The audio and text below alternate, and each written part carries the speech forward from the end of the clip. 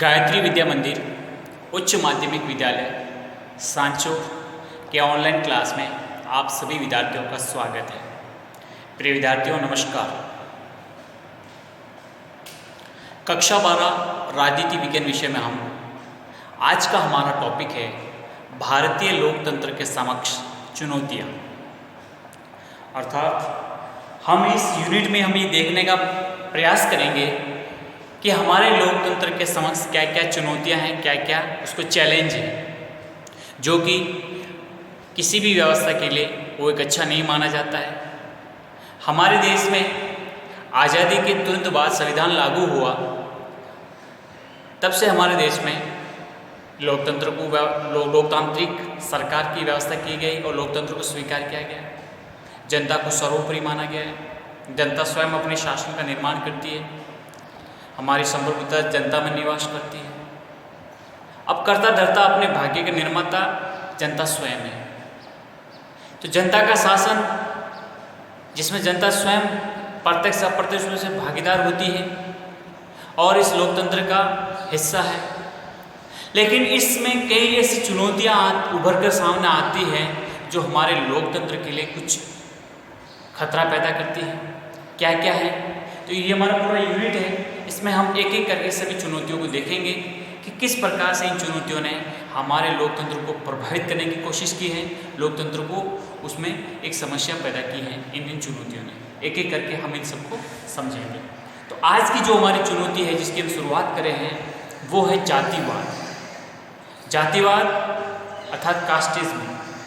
क्या होता है आखिर ये जातिवाद? आप सभी को पता है कि भारतीय संविधान में हम सभी को भारतीय नागरिक माना है और कुछ नहीं। हमारी पहचान सिर्फ भारतीय नागरिक है। हम किस जाति, किस धर्म, किस समुदाय, क्या भाषा, क्या हमारा क्षेत्र, कुछ महत्व नहीं रखता है। हमारी पहचान, हमारी आइडेंटिटी क्या है? हम एक भारतीय नागरिक हैं। क्योंकि हमारे संविधान निर्माताओं को पता था कि हमारे यहाँ पर इतनी विविधतापूर्ण जनता है, इतनी विविधतापूर्ण संस्कृति है कि ये कभी न कभी हमारे लिए बहुत बड़ी चुनौती उभर सकती है।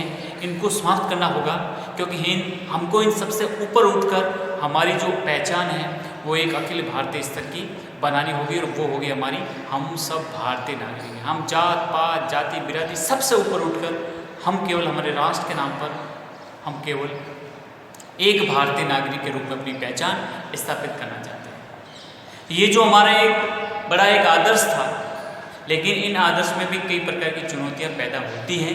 तो हम एक एक करके सभी चुनौतियों को देखेंगे। तो शुरुआत करते हैं, क्या है जातिवाद? जातिवाद कब से है, क्या है, समझिए आप।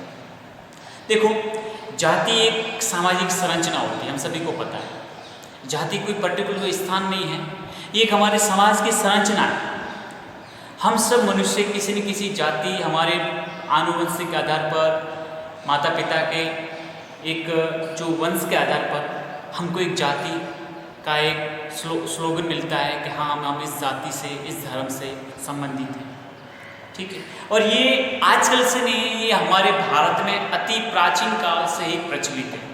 बहुत लंबे समय से ये प्रचलित है ये व्यवस्था। इसलिए यह कहना कि नहीं ये समय के साथ एक वर्तमान में या कुछ दशक पहले पैदा हुआ, ऐसा कुछ भी नहीं है। जाति हिंदुस्तान में एक सामाजिक संरचना है और बहुत ही लंबे समय से भारत में प्रचलित है। आधुनिक पश्चिमी राजनीतिक संस्थाओं के साथ लोकतंत्र को स्वीकार करने के बाद जातिवाद समाप्त नहीं हुआ। अब देखो, जिस स्वरूप में आज हम भारत में लोकतंत्र के साथ जी रहे हैं, बढ़ रहे हैं, पल रहे हैं, भागीदार हो रहे हैं और शासन व्यवस्था का संचालन हो रहे हैं, कर रहे हैं, ऐसा कभी इतिहास में इतना ये रूप दिखाई नहीं देता था।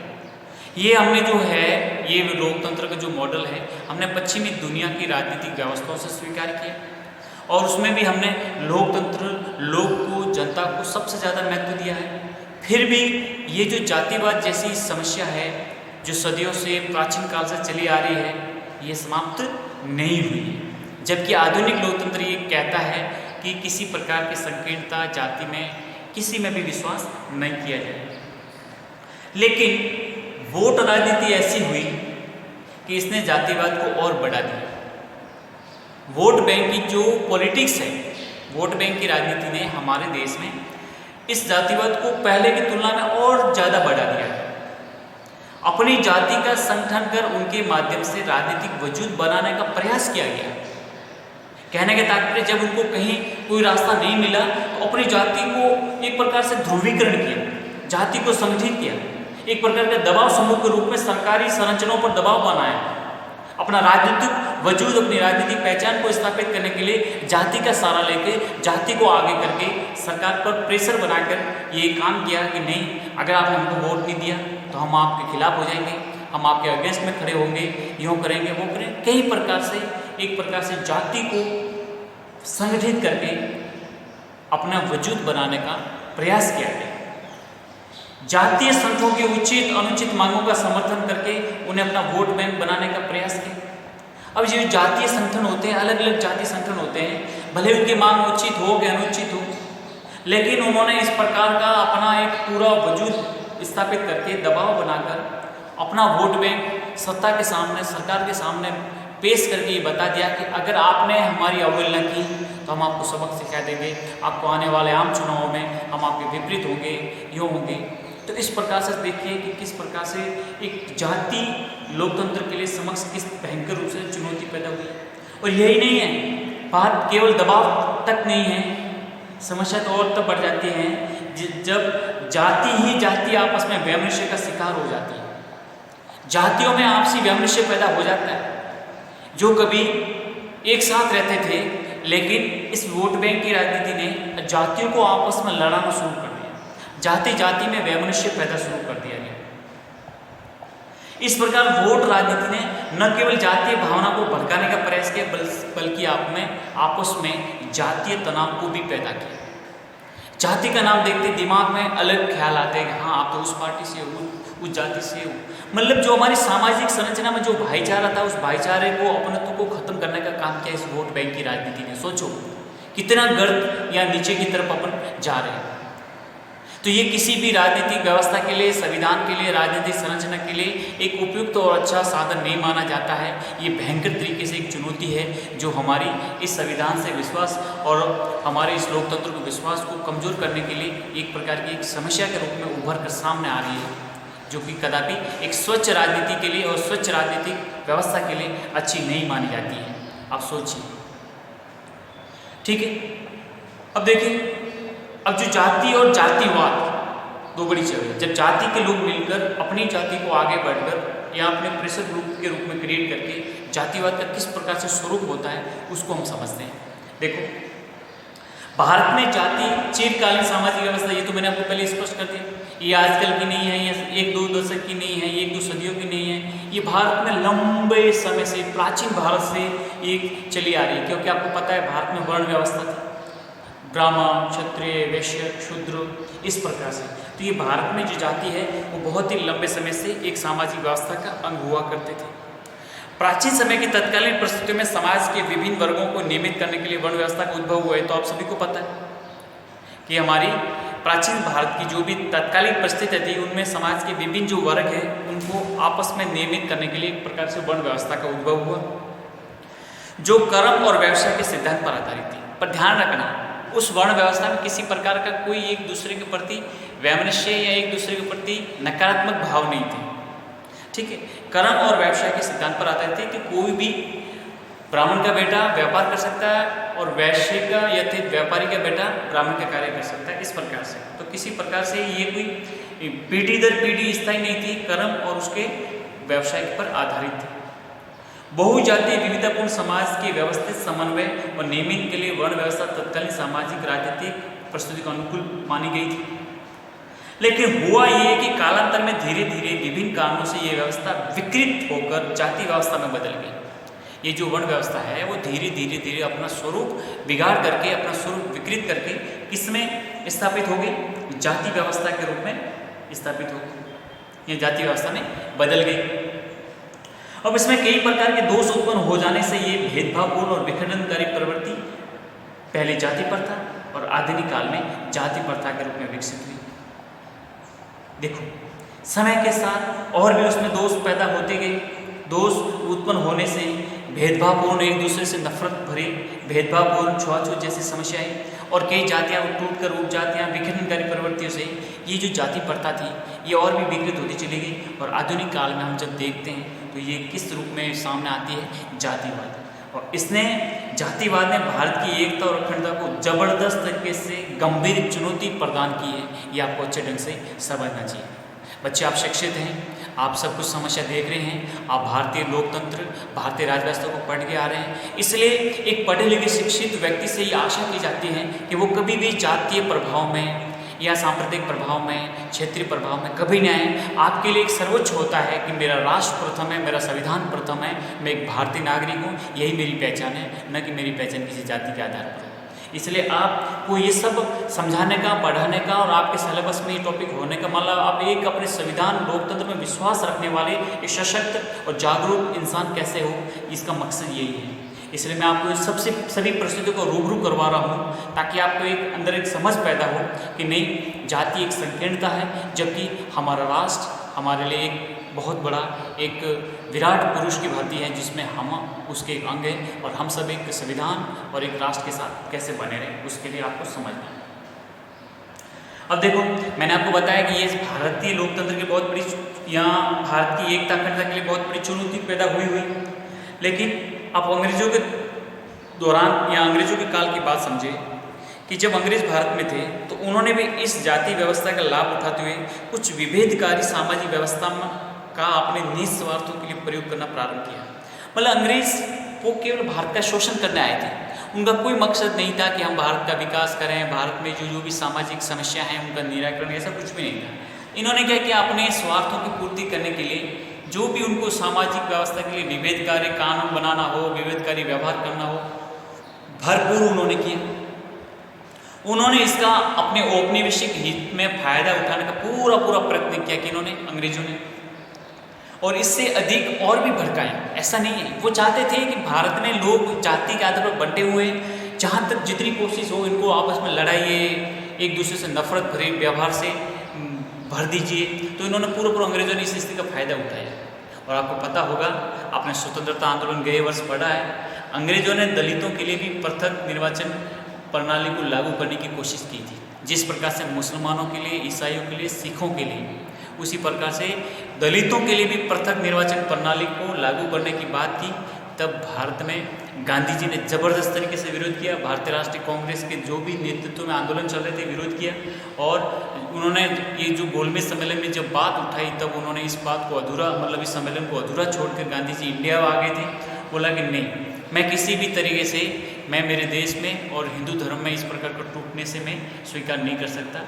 तो आप देखेंगे कि जब इस समस्या के समाधान के लिए गांधी और अम्बेडकर दोनों के मध्य पूना पैक्ट अर्थात पूना समझौता हुआ, और उसमें ये तय किया गया कि नहीं, इस प्रकार से पृथक निर्वाचन प्रणाली नहीं होगी, बल्कि जो भी हमारे विधायी संस्था हैं, उन विधायी संस्थाओं में जो भी हमारे दलित समुदाय है उनको उचित प्रतिनिधित्व देते हुए जितनी उनकी सीटें, उसकी डबल सीटें करके उनको प्रतिनिधित्व दिया जाएगा। लेकिन इस प्रकार से पृथक निर्वाचन प्रणाली का बिल्कुल हम आग्रह नहीं करेंगे और ये व्यवस्था बिल्कुल न स्वीकार करेंगे। और हुआ भी अच्छा कि हमारे दोनों महान नेता गांधी और अम्बेडकर दोनों ने इस दूरगामी परिणाम देखते हुए तय किया कि नहीं, इस प्रकार से पृथक निर्वाचन प्रणाली उसको समाप्त किया जाए और न इसको स्वीकार किया जाए, बल्कि इसकी जगह उचित प्रतिनिधित्व देने की व्यवस्था को ध्यान में रखते हुए कदम उठाए। तो ये दोनों की दूरदृष्टि काम आई, तो आज हम इसको बड़े गर्व के साथ कहते हैं कि ये बहुत ही अच्छा हमारे लिए हुआ। जबकि आपको पता होना चाहिए कि पृथक निर्वाचन का उद्देश्य क्या था, कि हिंदुओं में भी उच्च और निम्न जातियों में फूट पैदा करना था। हिंदुओं में भी अंग्रेजों का मकसद क्या था कि ऊंची और नीची जातियों के मध्य क्या करना, फूट पैदा करना, जिससे राष्ट्रपिता महात्मा गांधी और अम्बेडकर ने अच्छे ढंग से समझा कि ये हमारे हितों के, हमारे राष्ट्र की एकता अखंडता के लिए कतई उचित नहीं है। ठीक है, फिर अपन देखते हैं कि स्वतंत्रता प्राप्ति के बाद भारतीय राजनीति का आधुनिक जो स्वरूप विकसित हुआ, ऐसा माना जाने लगा था कि अब देश में लोकतांत्रिक व्यवस्था स्थापित हो जाने के बाद जातिवाद स्वतः ही समाप्त हो जाएगा, किंतु ऐसा नहीं हुआ। देश स्वतंत्र हुआ, संविधान बना, संविधान लागू हुआ, प्रथम आम चुनाव हुए, सब जगह अपनी स्वतंत्रता का एहसास करे थे। और हमें ये एहसास भी हो रहा था कि अब हमारा देश का जिस स्वरूप में जो विकसित होकर आगे बढ़ रहा है, तो समाज की जो समस्या थी, जो जातिवाद है, वो भी धीरे धीरे समाप्त हो जाएगा, क्योंकि हमने ऐसे प्रावधान हमारे संविधान में किए थे। लेकिन हुआ उल्टा कि आज तक हमारे यहाँ पर जातिवाद समाप्त नहीं हुआ, बल्कि इस धारणा के विपरीत स्वतंत्र भारत ने न केवल समाज में वरन राजनीति में भी उग्र रूप से प्रवेश कर दिया गया। किसने? जातिवाद ने। स्वतंत्रता के बाद जातिवाद ने भारतीय राजनीतिक व्यवस्था में महत्वपूर्ण भूमिका अदा की, जबरदस्त तरीके से की।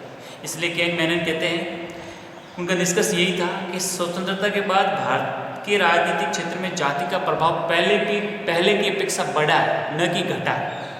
ये अपने केन मैनन कहते थे। जबकि मॉरिस जोन्स कहते हैं, ये भी हमारे राजनीति के भारतीय लोकतंत्र के बहुत बड़े एक विद्वान के रूप में जाने जाते हैं। ये एक ब्रिटिश नागरिक थे और स्कॉलर्स थे। इन्होंने हमारे लोकतंत्र का बड़ी गहराई से अध्ययन किया है, इसलिए उन्होंने भारत सरकार और राजनीति के संबंध में बहुत अच्छा उन्होंने अपना थीसिस भी लिखा है। तो ये कहते हैं कि जाति जो व्यवस्था है भारत की, तो जाति के लिए राजनीति का महत्व और राजनीति के लिए जाति का महत्व पहले की तुलना में बहुत कुछ बढ़ा है, न कि घटा है। ये आपको ध्यान रखना चाहिए।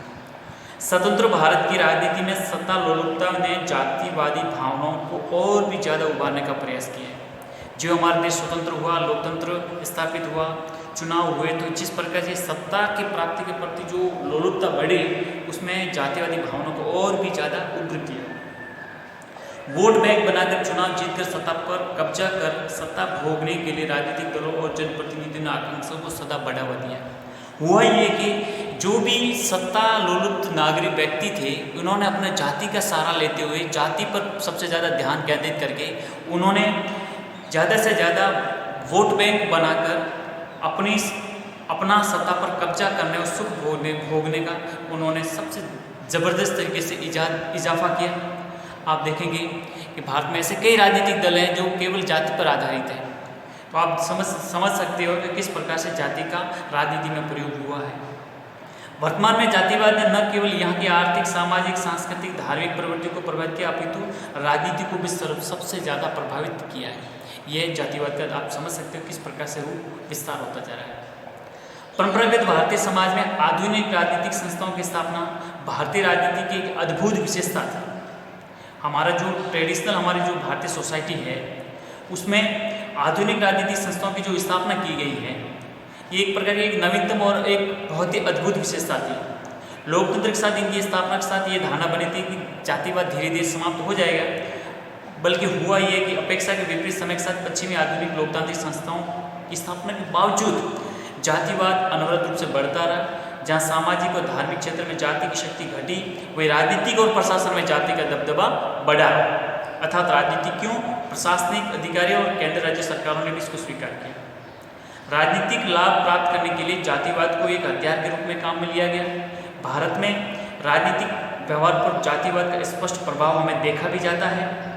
हम देख भी सकते हैं विभिन्न प्रकार के चुनाव और विभिन्न प्रकार के प्रशासनिक मामलों में अपन जाति का प्रभाव अच्छे ढंग से देख रहे हैं। सत्ता प्राप्ति की जबरदस्त महत्वाकांक्षा ने जाति के नकारात्मक प्रभावों के बावजूद उससे और भी ज़्यादा भटकाने का प्रयास किया, जिससे हमारी सामाजिक और राष्ट्रीय एकता को बहुत बड़ा खतरा पहुंचा। ये बात अच्छे ढंग से समझना चाहिए। तो हम देख रहे हैं कि किस प्रकार से ये जाति है बहुत ही ज़बरदस्त तरीके से राजनीतिक संरचनाओं में घुसी हुई है। फिर भी आपको अगर मैं इसका मीनिंग या अर्थ के रूप में बताऊं कि जाति होती क्या है, तो आप समझ लीजिए कि जब एक वर्ग पूर्णतः आनुवंशिकता पर आधारित होता है, तो हम उसे क्या कहेंगे? जाति कहते हैं। कोई भी एक वर्ग अपनी आनुवंशिकता पर आधारित होता है कि जिस परिवार में जन्म लिया है और जो परिवार जिस वर्ग का है, वही उसकी जाति हो जाती है। जाति एक ऐसा सामाजिक समूह है जो दूसरों से अपने को अलग मानता है। जिस जाति में जो पैदा हुआ है वो ये मानता है कि ये जाति अलग है, ये जाति अलग है, मैं उस जाति से अलग हूँ, मेरी पहचान एक अलग है। इस प्रकार से वो स्वीकार करते हैं और जिसकी ये समझते हैं कि हमारी जाति की कुछ अलग विशेषता होती है। अपनी परिधि में ही वैवाहिक संबंध करते हैं। जाति बिरादरी की जो जिस जाति समुदाय से है वो अपनी ही परिधि में अर्थात अपनी जिस जाति का जिस वर्ग से वो जुड़ा हुआ है उसी में वो अपने वैवाहिक संबंध स्थापित करते हैं। और जिनका कोई परंपरागत व्यवसाय होता है वो जो भी जिस धारा से वो बिलोंग करता है वही उसकी जाति हो जाती है। इसलिए जयप्रकाश नारायण कहते हैं कि भारत में जाति एक महत्वपूर्ण दल है, क्योंकि हम कोई भी राजनीतिक पार्टी का अपन कहते हैं कि ये राष्ट्रीय स्तर की पार्टी है, राज्य स्तर की पार्टी है या पंजीकृत पार्टी है, जो कुछ भी अपन कहते हैं, लेकिन विशेष तौर से सब पार्टियों के भीतर भी एक प्रकार का जाति एक महत्वपूर्ण हमें दल के रूप में परिलक्षित होता है, दिखाई देता है। इसलिए जाति कई प्रकार से राजनीति में अपनी भूमिका अदा करती है। जातीय संगठन सरकारी निर्णय को प्रभावित करने का महत्वपूर्ण भूमिका अदा करते हैं। जातीय जो संगठन होते हैं उस राजनीति में जो भी सरकारी निर्णय किए जाते हैं उनको भी प्रभावित करते हैं। जैसे आप सोचो, चुनाव होने जा रहे हैं, विधानसभा के हैं या लोकसभा के, विशेष तौर से अपन बात करें विधानसभा के, तो विधानसभा के चुनाव होते हैं तो उसमें देखा जाता है कि जिन प्रत्याशियों को चयन किया जाता है वो ये देखा जाए कि जिस प्रत्याशी का जिस क्षेत्र विशेष या विधानसभा क्षेत्र के लिए जिसका नाम फाइनल कर रहे हैं वो देखा जाएगा कि यहाँ पर सबसे ज़्यादा किस जाति का दबदबा है, किस जाति की सबसे ज़्यादा वोट बैंक है, उसी जाति समुदाय के व्यक्ति को ही वो अपना टिकट दिया जाता है। तो देखिए प्रत्याशियों के चयन में, फिर मतदान में, और फिर जितनी उस राज्य के क्षेत्र में वो अपनी वोट बैंक की जो राजनीति है अगर ज़्यादा संख्या में है तो उसी के अनुपात में मंत्रिमंडल में स्थान दिया जाता है। तो समझ सकते हैं कि प्रत्याशियों के चयन में, मतदान में, मंत्रिमंडल में भागीदारी में जाति एक महत्वपूर्ण भूमिका निभाती है। जातीय संगठन दबाव समूह के रूप में भी कार्य करते हैं। जातिवाद लोगों में एकता और सामूहिकता की भावना पैदा करती है। अपनी जाति के लोगों में एकता और सामूहिकता की भावना पैदा करते हैं। लोगों में राजनीतिक जागृति, सक्रियता पैदा करते हैं। खान पान, वेशभूषा, रहन सहन में अपनी समानता पैदा करते हैं, अपनी एक अलग पहचान कायम करके इस प्रकार से जताते हैं कि हमारी एक अलग जाति है और हमारे अलग हित है। ठीक है, तो हमने ये देखा जाति क्या होता है, जाति का अर्थ को समझा।